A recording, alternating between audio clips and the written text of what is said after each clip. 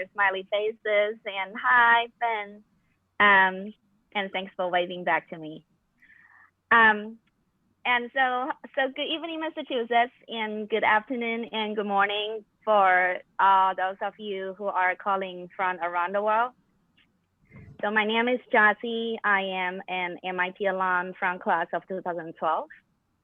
And for those of you on the call celebrating our MIT Nerd Pride, I was in course 15. I'm a Sloanee, and I'm also a founding member at the New England Innovation Academy, NEIA, we call it.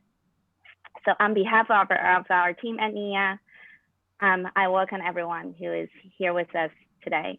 We're so glad to have you here. Today we get to hear the thoughts directly from Matt Kressy.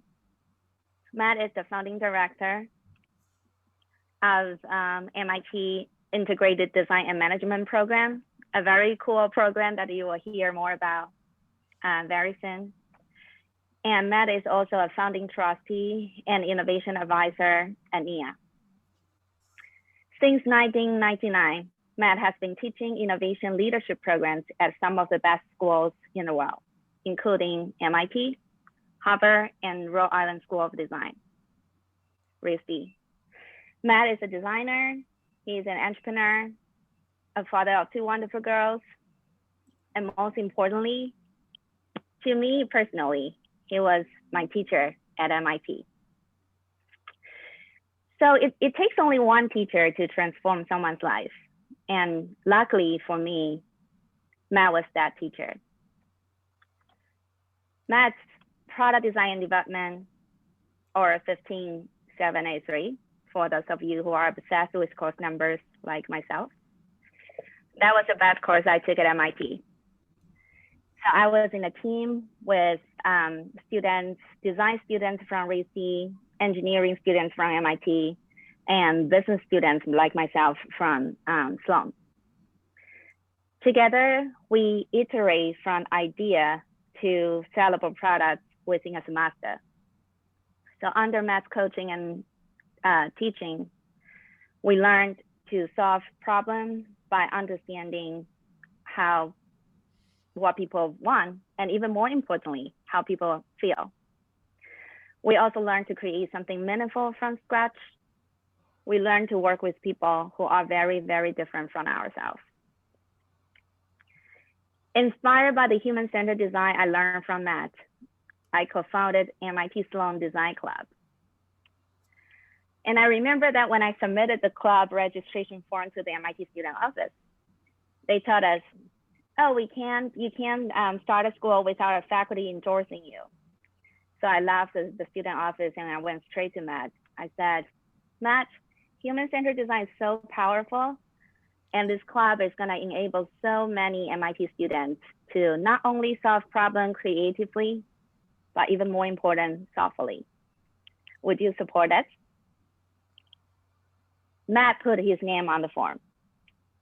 So thanks to Matt and his trust, we were able to start the club. And fast forward 10 years now, MIT Sloan Design Club is still one of the most popular clubs at MIT, with close to 300 members annually. Through the design club, MIT students get to work on innovation projects with real clients solving real problems, clients such as the city of Cambridge and Tate, my favorite cafe at Kendall Square. I see smiles there because I think probably some of your favorites is Tate too. And with that, I'm extremely thankful that I now get to work with Matt again and a wonderful team to start something new and meaningful from scratch again. New England Innovation Academy, NEIA, the first middle and high school that prepares innovators to shape the world through entrepreneurship, real world learning, and the empathy generated by human-centered design. So before we get started, I want to acknowledge and thank a few people who are with us today. We have NEIA's funding head of school, Tom Whipper. Tom is a visionary leader, a history teacher who has over 30 years of experiences teaching and leading some of the best independent schools in the world, including Groton and Hotchkiss. So under Tom's leadership, we are confident that this new school we are building has a very strong academic foundation. We also have NEIA's co-founder, Jean Jones, with us here today. Jean had been the administrative principal at the International Montessori School of Beijing for 20 years. And she was part of the founding team of the Wahaha International Schools and Bilingual Schools before she co-founded NEIA. We also have Vicky here, who leads our marketing and made this event possible. And we have Kevin, our Dean of Enrollment, who will facilitate the Q&A after Matt's talk. Due to the large audience today, we are not able to hear directly from your questions, but Kevin will be monitoring the chat throughout the talk, and then he will consolidate the questions for the NEIA team to answer after Matt's talk. So we encourage you to start putting your questions in the chat. And last but not least, we have Matt here with us. Like many of you, I was watching the inauguration ceremony yesterday. And today marks the beginning of a new chapter. I cannot think of a better way to spend this time with all of you, learning and hearing from Matt and participating in this conversation we are about to have around important topics we all care about. How might we prepare the next generation of thoughtful innovators? Can integrity and thoughtfulness be taught? How might middle and high school students innovate the MIT way? So now with that, over to you, Matt.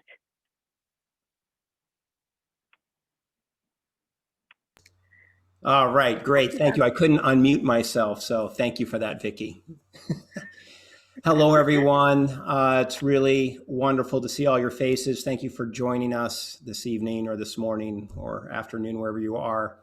And Jossy, thank you for those really sweet, kind words. I had no idea Jossy felt this way about me until just now. So it's amazing what you learn when you have to give a little talk and get introduced. So we're going to tell you about NEIA tonight. This is a really exciting project for all of us. Our team, I have to say, is incredibly special. Any of you who are entrepreneurial or have ever gone on an adventure with a group of people as your teammates, I think you probably are sensitive to the quality of those teammates has a direct bearing on the success of the adventure.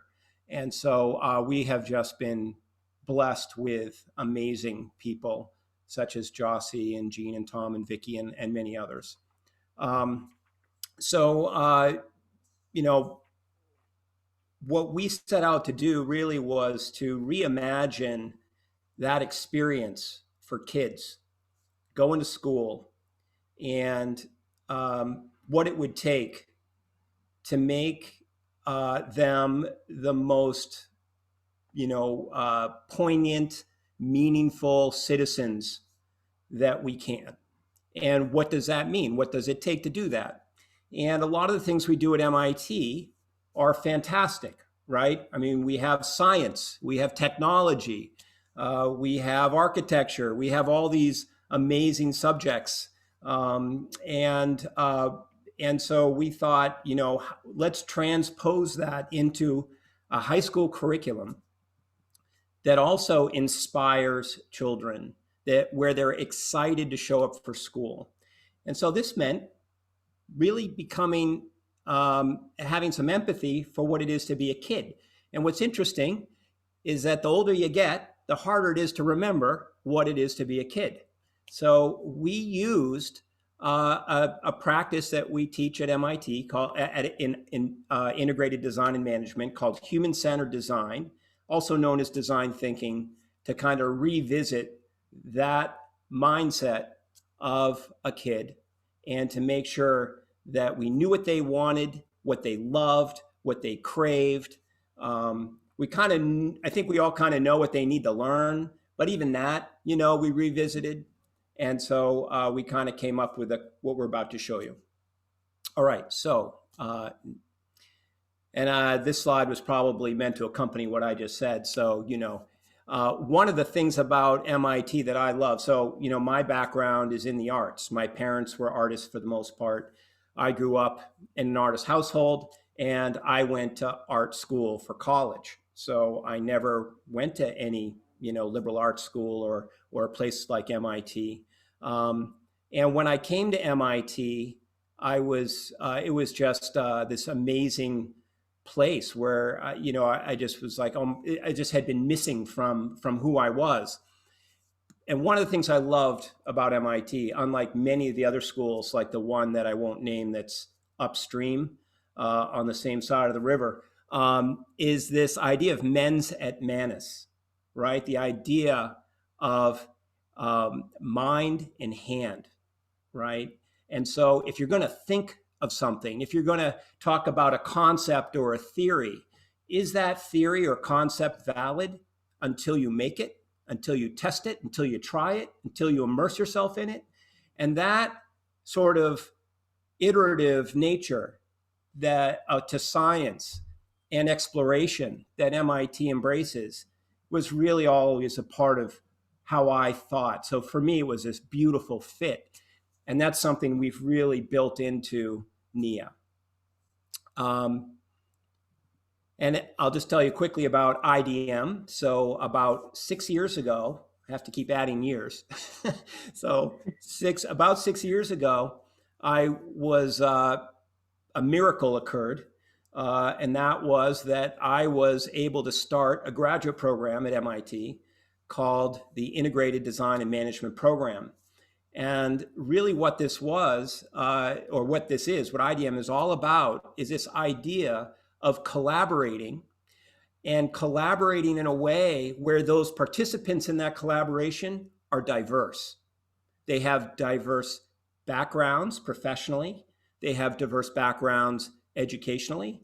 They have diverse cultural backgrounds. They have, everything is, the more diverse, the better, because it brings new perspectives and greater variety, which is especially valuable when you're trying to generate new ideas, right?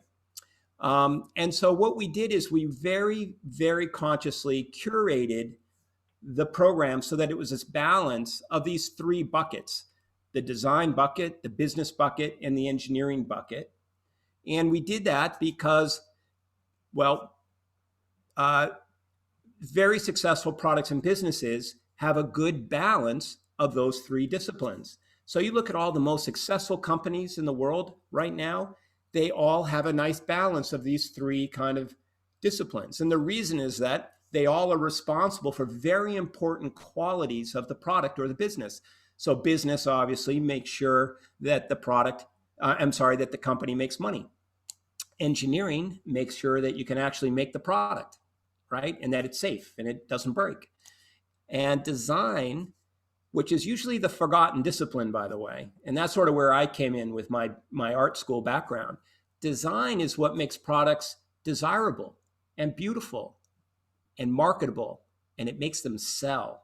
And it makes them sell at a higher price than products that don't have a lot of design, right? Those products with not a lot of design really are kind of commodities. And who wants to be in that business, right? So we've seen that proven out.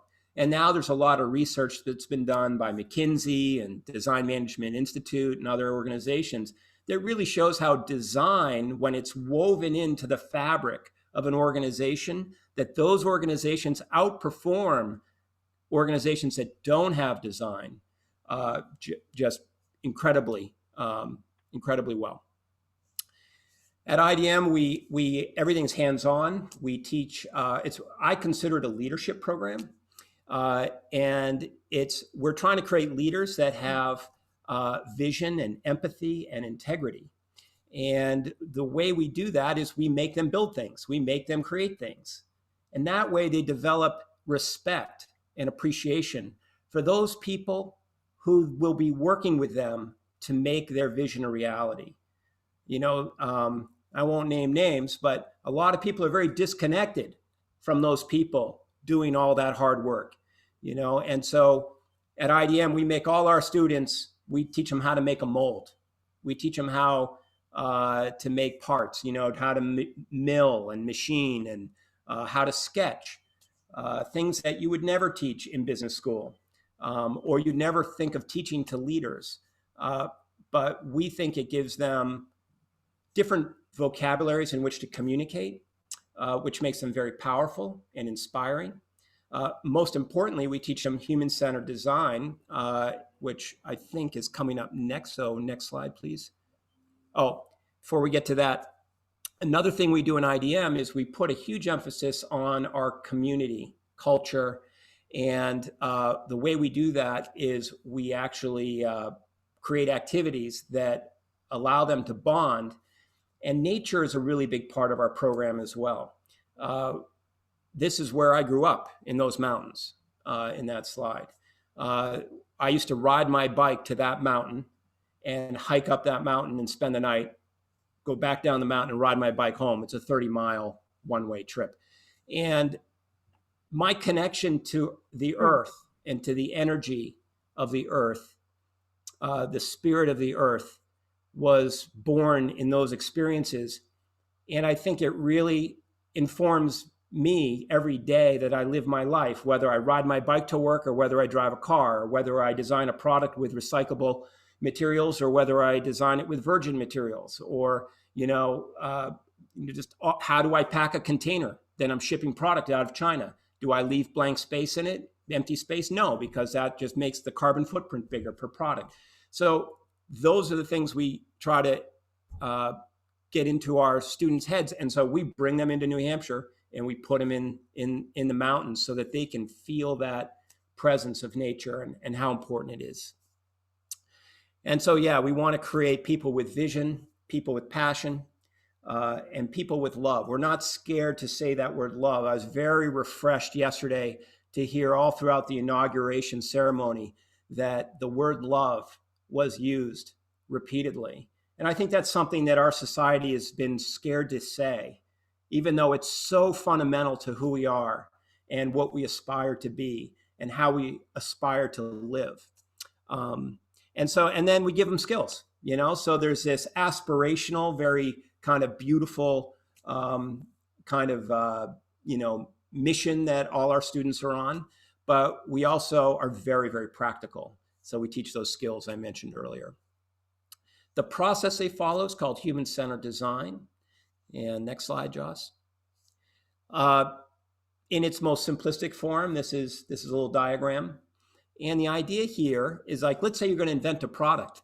A lot of times you'll just start creating solutions. You'll start creating and playing, and that's wonderful. That's fantastic, right? That's experimentation. Really important to do that. But if you don't understand what the problem is, how do you know you're actually solving the problem? So with human-centered design, you start with this first step that we call explore. And you go out and you explore the problem. And that's really about talking to people, observing them, getting to know them, understanding their functional needs for a certain product, but also understanding their emotional needs around that product. And by doing that, you can now come back to your workshop or your office or your lab or whatever it is, and now you can start creating a solution that actually kind of satiates the need, right? So you're finding out what the appetite is, and now you're cooking the meal. And you know that they weren't in the mood for strawberry shortcake. You might love strawberry shortcake, but that's not what they're interested in. They were interested in a hamburger. So now you know to stay focused on hamburgers, right? Strawberry shortcake's later. You can get to that. But anyway, the idea here is what's kind of interesting is that at MIT, because it's a technology-driven place, which is phenomenal, right? This idea of understanding the needs has been really accepted, and a lot of interest in this whole methodology so that the technologies that are coming out of MIT are more relevant and meaningful. Oh, that implementation phase is once you kind of create a solution, implementation is where you scale that solution. And that's where you're, creating 10,000 units of your selected concept. All right, so now this is the simple form. What we teach is the next slide, and that is where you jump into this explore phase where you understand needs, right? What we teach is this middle step where you express your findings before you start creating the solutions. And the reason you do that is by expressing what you found about what people need and love and want, is now you're building consensus. You're transferring the empathy that you have for other people. You're now transferring that empathy to your organization. And that's very important as a leader. It's also very important, not only in a business, but also in politics, right? Or policy making. I mean, it can be used in pretty much anything.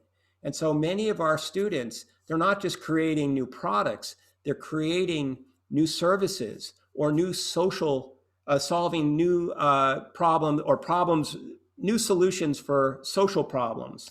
Emotional problems are something that this process is good at grappling with. And I think that emotional problems are very difficult to deal with usually because they're so abstract and subjective. And this process helps qualify those emotions. And it gives you a set of criteria that you can actually get your head around and start designing a solution and mapping that solution to the problem. Okay.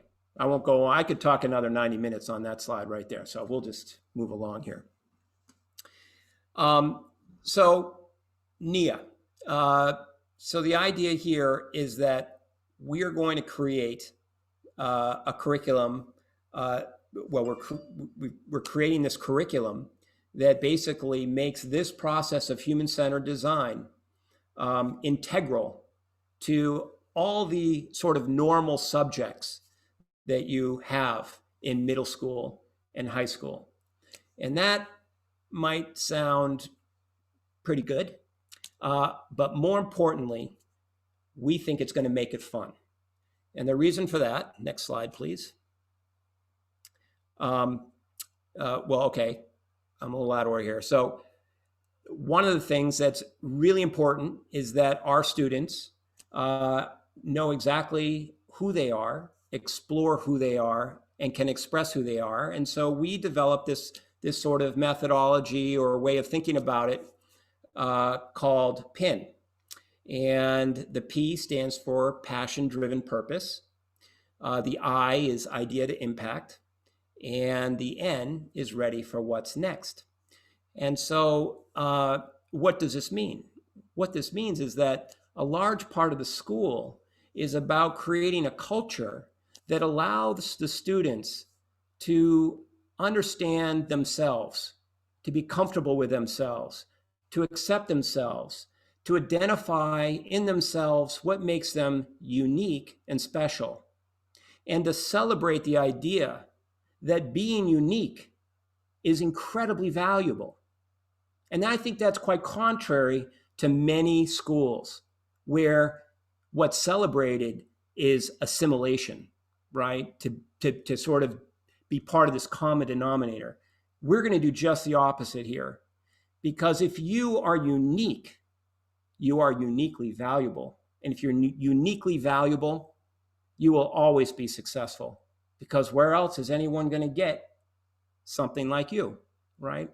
And so we'll help with that. And we'll teach our students how to talk about themselves and to express their value, because they're going to have to advocate on their behalf.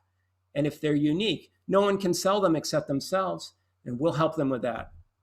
I'm one of those people who is very, very unique.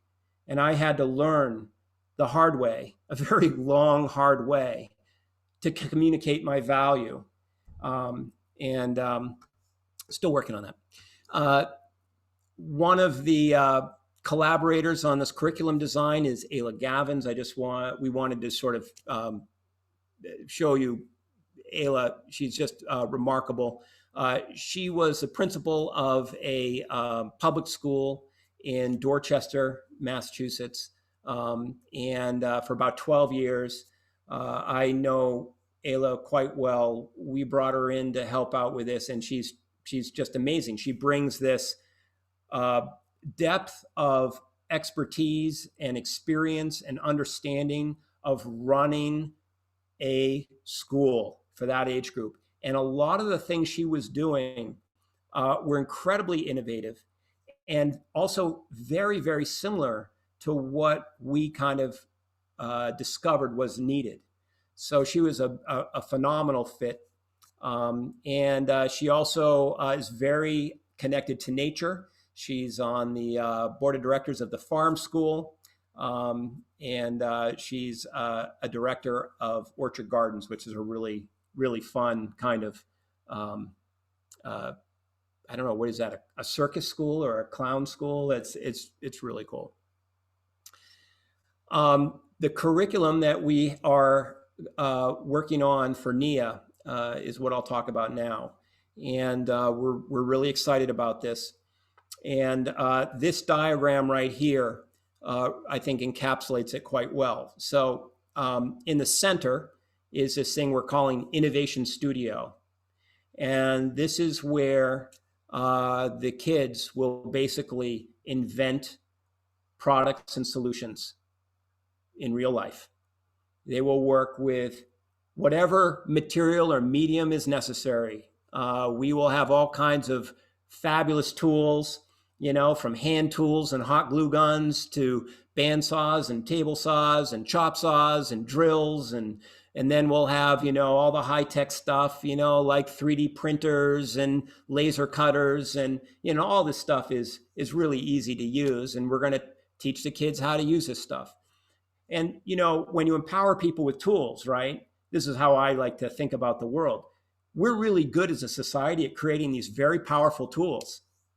We put very little time in thinking what to do with the tools, right? And in this school, we're going to spend a good amount of time thinking about what to do with the tools. Then we're going to spend a lot of time making that. And so we're really excited about that. That was the school that I really needed. It didn't exist. I'm not sure if this really exists either. There may somewhere, but we don't know about it. And then you can see how all these circles overlap.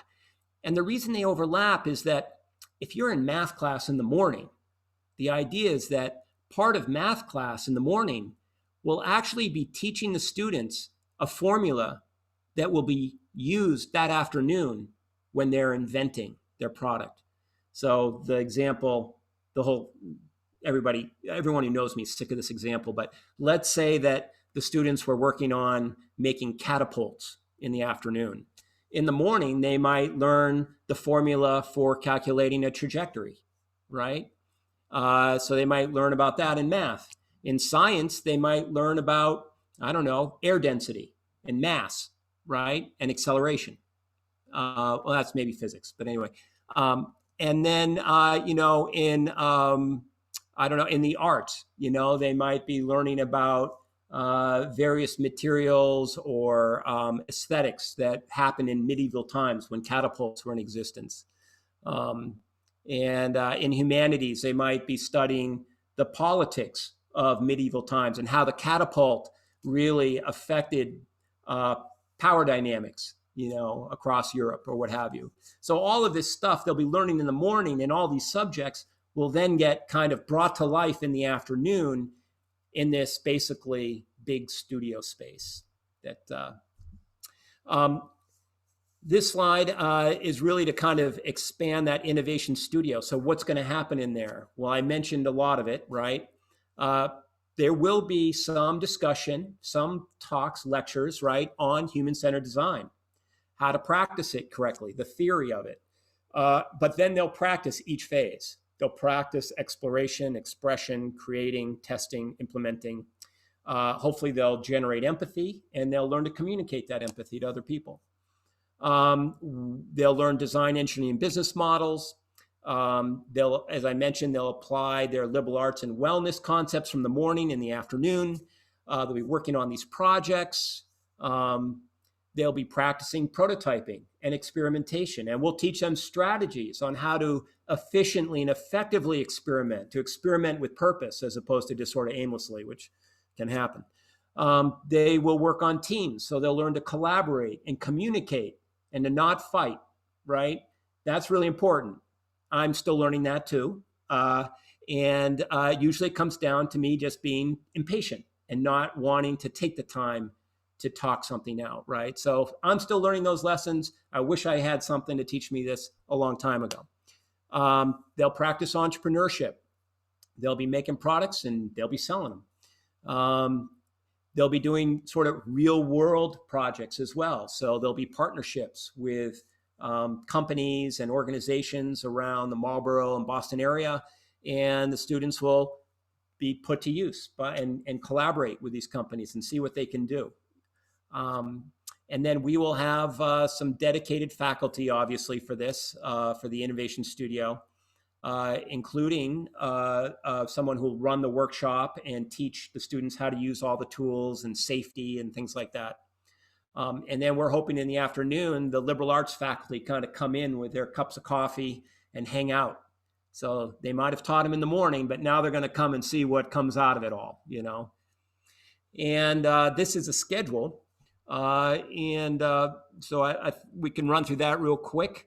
So this schedule is pretty unique. I also am an athlete, and I remember very distinctly having a very difficult time sitting still in school. I would be in a classroom looking out the window thinking, why can't I be out there riding my bike, you know? And it would kill me, it would burn me up. I couldn't concentrate. I had one thing on my mind. And so we decided, let's really innovate the schedule, and let's look at the physiology of a human being, of a child. What would the physiology be like? What would the ideal kind of chemicals be for various times of the day? So we decided that we would have the students show up, have a little breakfast, and then immediately do their fitness, do sports. And by doing that, they burn off a lot of energy. And in the process, they start getting fatigued. And that fatigue brings in endorphins and dopamine and serotonin. And now they can sit still. And so that sets them up for liberal arts. I skipped a couple of things. So after fitness, though, while they're kind of mellowing out, there'll be this time for well-being. And this is where, they could do some Tai Chi. And Tom could lead them in that. Or maybe there's a reading that's done by a student over the PA system in the school. Or there's a meditation or some deep breathing exercises. But there could be some discussions, whatever it is. It puts an emphasis on this idea that we have to be healthy, whole people all the time. And that can't be compromised. And it takes discipline, and it takes commitment to that, to stay balanced, both physically, mentally, and intellectually, and spiritually. Okay, so then we'll get into liberal arts, and that's where the students will take math class or humanities, or on Tuesdays they might take math and science. They'll alternate. That's 1 week. A different week might be will alternate slightly differently. There'll be lunch and recess, and then they move into Innovation Studio. And that's where their energy levels are kind of coming back from their workout in the morning. They've rested and recovered in liberal arts, right? And now they're building and making and moving around and lifting stuff and assembling stuff, and very exciting. Some of these projects might be going down to the pond out back. We're blessed to have this amazing kind of little freshwater ecosystem out back, and there's trails down in there. And so we're thinking of creating some curriculum that will really involve studying that freshwater ecosystem.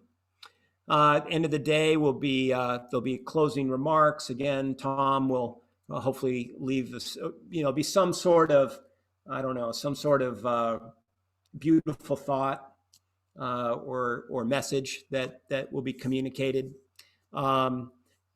Transition snack, and then they'll start their after school activities if there are some. That could include, if there's like sports that involve other schools, they could go do that. Languages, they could do their homework at this point. We want to create a school where, I just watched my two daughters grow up. I would go to bed at 11 o'clock at night, and my two daughters would be at the kitchen table working. And it was tough to take. And I'm just thinking, why? Why does that have to be? So we want to try to avoid that. We want to make homework, we want to minimize homework and maximize play. And we think that by doing that, the efficiency of the learning will be improved. So it won't take as much time to learn the same material. And I think that's really the objective here, is to teach in a way that the information is absorbed deeply so that it becomes reflexive and intuitive. And I don't think you can do that with the current models, and we're hoping that this does. All right, so I think I have talked about that. Another thing that came out of a lot of the research that my team did this summer was this idea of a flow to the development of the student over time.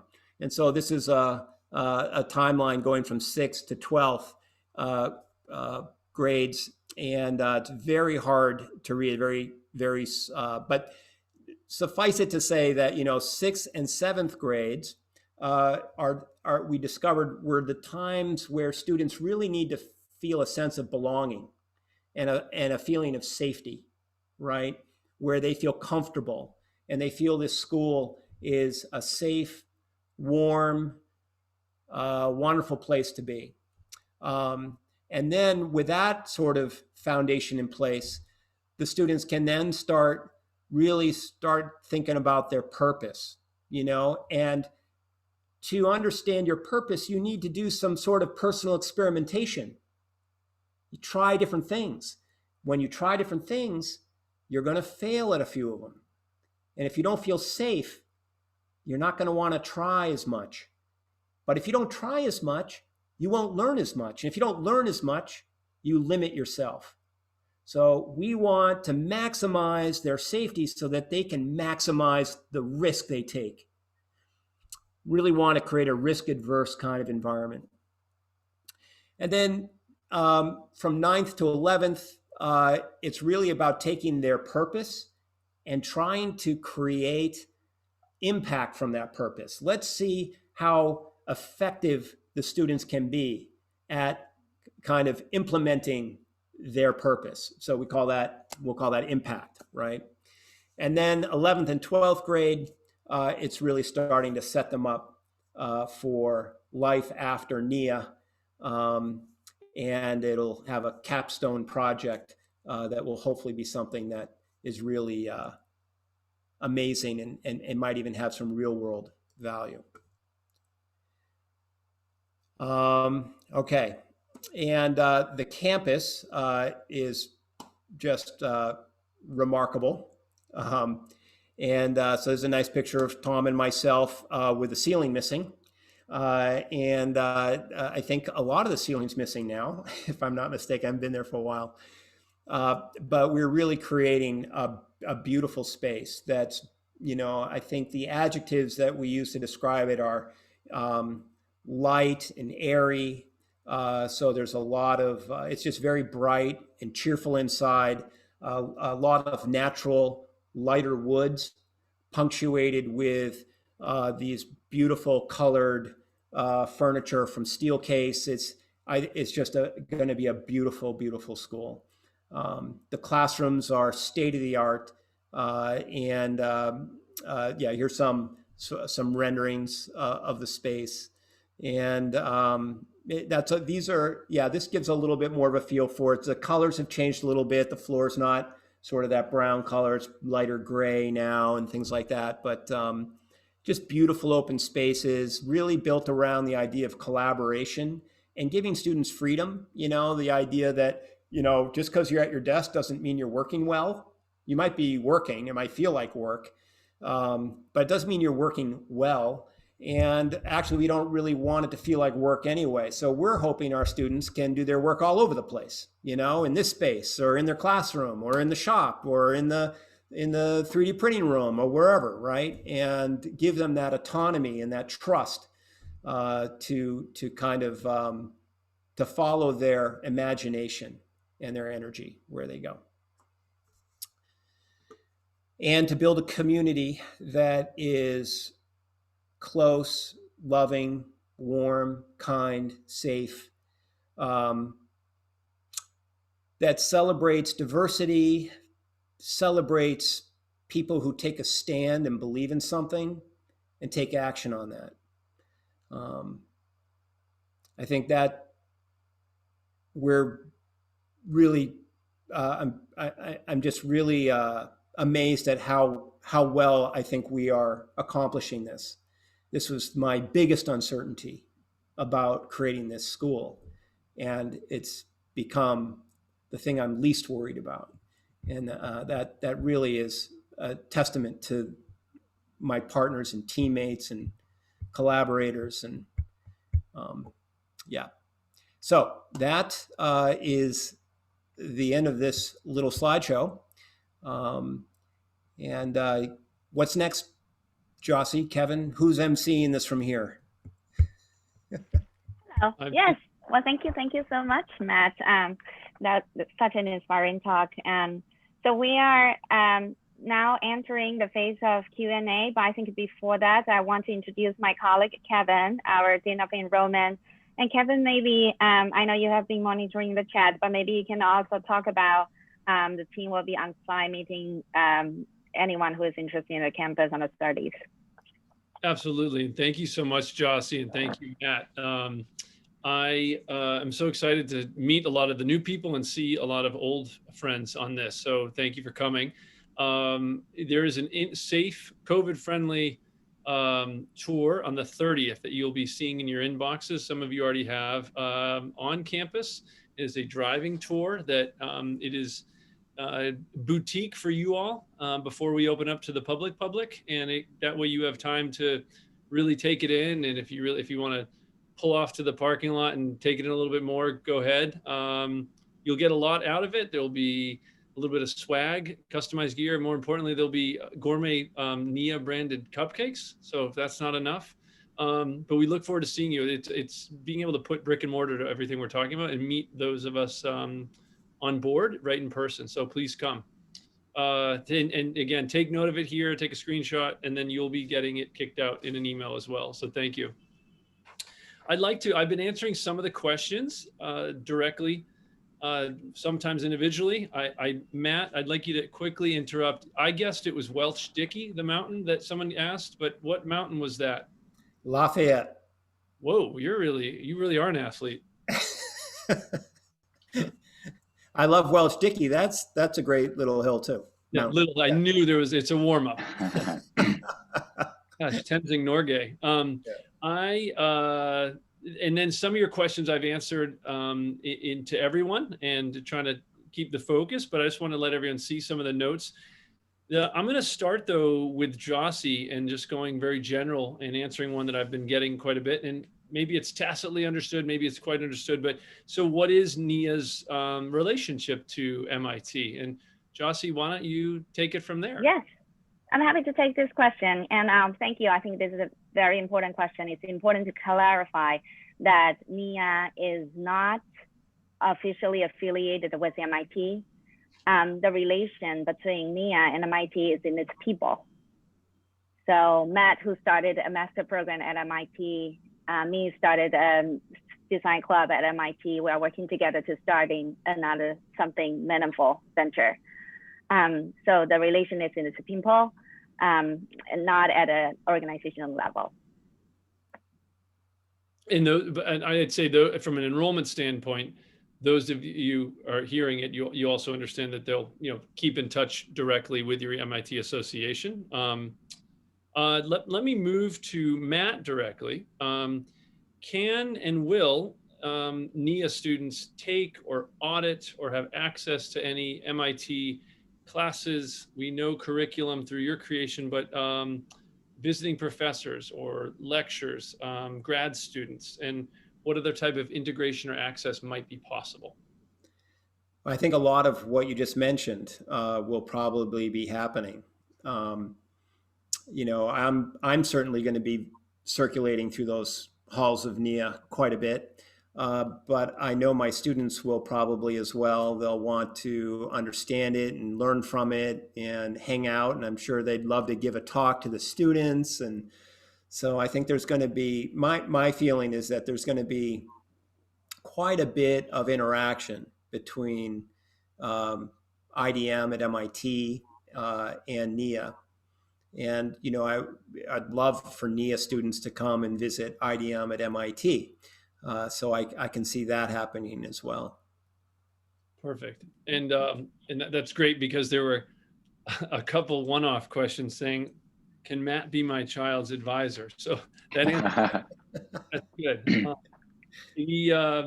I think what I'd love to do is I'm going to move over to Tom, because we'd like to pull Tom into here. So Tom, could you translate, Tom's our head of school, the curriculum and program, student profile, how are we going to translate that and package that to colleges and universities and in the application process? And maybe if you can slide into that from the beginning to sneak it in there, the accreditation process as people understand it and where we are with that as well, if you don't mind putting both of those in one narrative.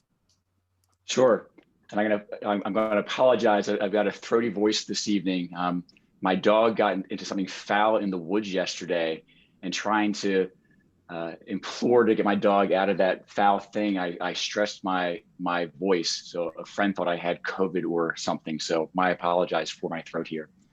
But the short answer to your first question, Kevin, is by sharing the student work and their passion. And by that, nothing is going to speak volumes more loudly than what the students are learning and doing at NEIA than by showcasing the actual work that they do.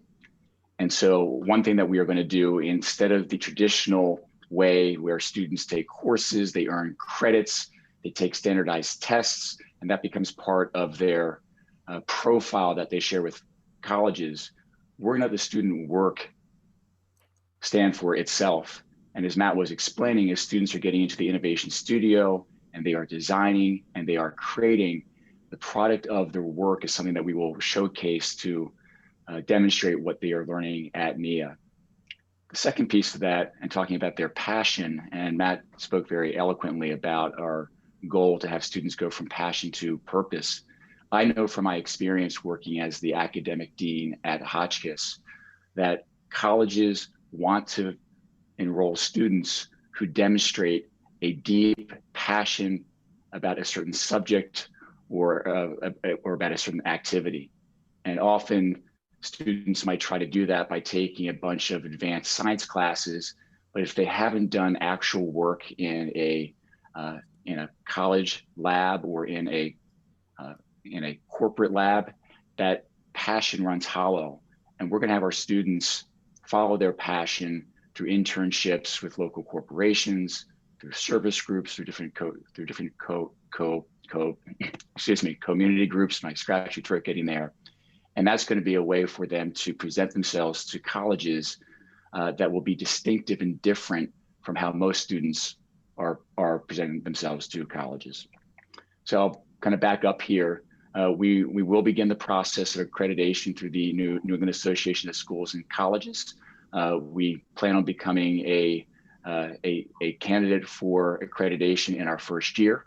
We work closely with Jay Stroud, who is the executive director of NEASC, and very excited about what we are doing to look to be accredited as soon as our second year. Perfect. Thank you so much. And I'd love to bring Jean Jones, one of our founding trustees and board members, in here. So funny, there's so many people here, I can't find Jean. But if Jean, could you talk about what we're kind of calling the shoulder classes, so that, you know, our goal is 32 sixth graders, 32 ninth graders, and then build up from there. And if I'll be redundant in case you, and then obviously, so then you replace that class and we're adding to the rising class, and then we'll eventually, pretty sooner than later, be a school of 600 with 200 middle school, 400 high school. However, being so mission driven, we're seeing people probably right on the Zoom that are saying, well, I think my fifth grader might be better, or my seventh grader, where would they fit? And I think there's no one better to talk about this than someone with Jean's background, from both everywhere from Concord Academy to starting Montessori to starting schools abroad.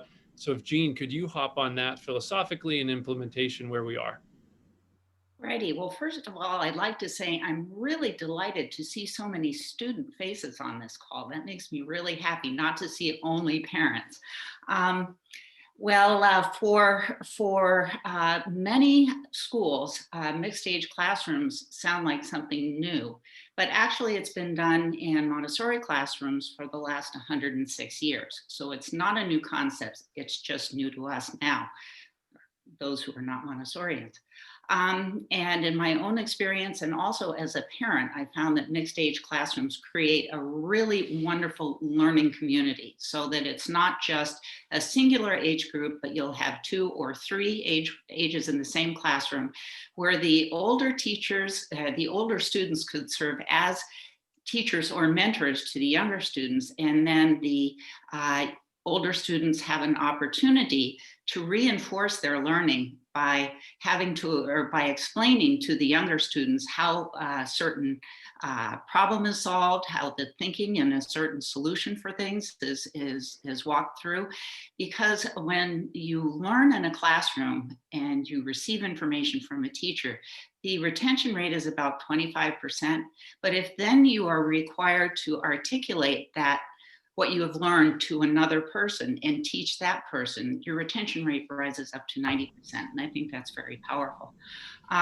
It is a really wonderful environment to bring out leadership skills and collaboration skills in students. It's a wonderful way to also enhance a student's maturity, and you can actually watch the children grow emotionally and socially over the course of the year. Over multiple years, the students who have started out as the younger ones in the class and now find themselves in a more senior place in the classroom, that's a really powerful experience for them. And so in my experience, it works, and it works well. And so I think you'll find that not only the younger children benefit from the experience, but also the older children as well. Thank you so much, Jean. I think I'm going to, one thing I'll touch on with one question was, because I think it opens up a huge opportunity you're going to see fleshed out on our website, which if you haven't seen it, please dive into it. Is the notion of, someone said, public speaking, and addressing the fact that that's a real lack in public schools. And frankly, I've seen it be sometimes some independent schools aren't emphasizing you can get away without ever having to do it. And what better place to do it than a safe place of hopefully a school. So our skills program is, kids are going to learn everything from public speaking to, you know, changing a tire to creating food and understanding where it comes from. But we've even said sewing a button. So all the life skills that many adults feel they might have missed out on, they're learning later in life, all that'll be covered, because we think there's no better incubator to do it than in a place that encourages failing forward and really learning on the go, and now better than ever, so that our kids are known in college as kids who are self-advocating and self-efficacious. A piece I'd like to throw, a question that really touches me, because it describes me, and I'll say for those of you who are in your 40s like I am, I remember Odyssey the Mind was a thing in Massachusetts that I felt like I was a really good student, but that wasn't open to me because I didn't show it, you know, the real talent in, say, like physics, I guess. And someone was saying, where do you guys do with kids who are into writing or arts and not so much just STEM? And that's great because my own sons are on this, and that's one of the questions they've asked is this only tech? And so I'd love for to throw that out to my team and anyone answer it, maybe a couple of you, because that's a really important question. And we are very much, I'll just lead by saying liberal arts and know that it'll be the best of all in there, but don't feel excluded at all. Otherwise, like, why would they have hired me who has a master's in creative writing, right? In it. So you guys take it from there, please, in turns.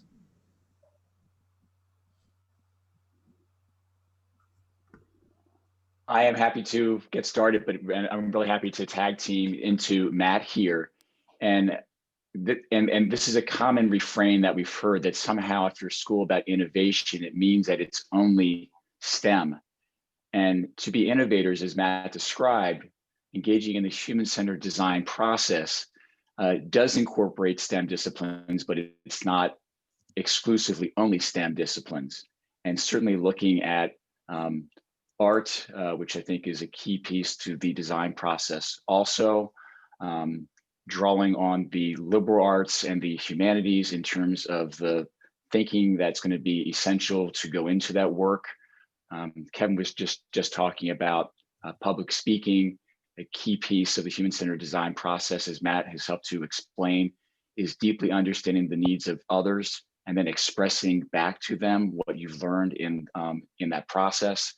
So there are plenty of those life skills, those humanities skills, those art skills that are integral to developing a student who is an innovator, as well as getting into some of those STEM disciplines too.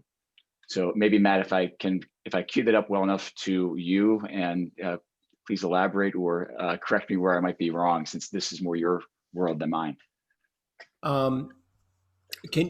Kevin, can you just summarize that question again, please? Yeah, just the notion that what about someone who's deeply interested in literature and the arts, but not building robots in their spare time? Gotcha. Yep. So yeah, that innovation studio can be used for whatever that student thinks is important at a certain, as they kind of evolve in the school, those projects are going to become more individual topics of interest. And if that topic of interest is poetry, then Innovation Studio will support the work to become an innovative poet, right? Or an innovative painter, or even a painter that has meaning. I don't think that innovation or creativity or creating or creation is kind of locked into one medium. The medium of technology is one medium, right?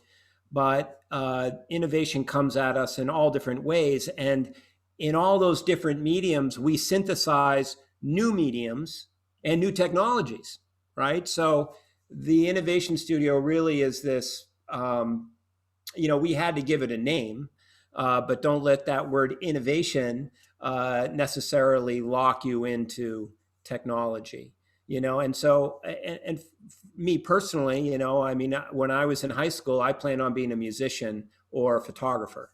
That's what I was going to do. And I was taking drawing classes and painting classes and photography classes and music classes. And I was in all kinds of plays and, designing, developing products and being entrepreneurial and manufacturing them was not ever something I planned to do until I learned just how creative it can be and how fulfilling that is.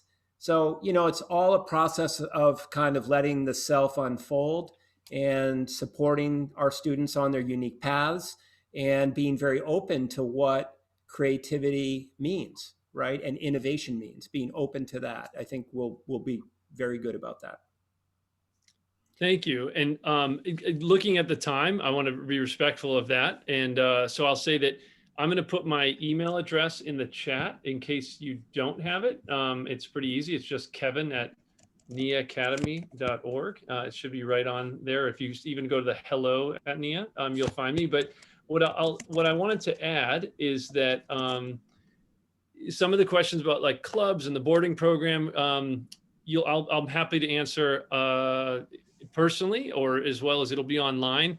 But I think in a closing one, I don't want to miss it. There's a great one that was asked about the teachers. And so I kind of want to close on that with Tom, because that's, if you think of a funnel of interest in the school, that's part of the reason I think Tom's voice is actually hoarse, is that the sheer demand to work here. And unlike all the traditional independent schools where you have a lot of people from other independent schools, we're seeing a lot of talent from all over the place. And it's been overwhelming since people heard we were doing this, but it's been really overwhelming since we posted the job. So everything else, we're ready for it. And please, you're looking at it. I'm happy to put you in touch with people directly or answer you directly. I'm eager to connect with you, but let me leave it. Let Tom maybe close, Jossy, or at least have Tom have the penultimate word on who the teachers could be and where we are in that process, and then when you all be ready to meet them sooner than later.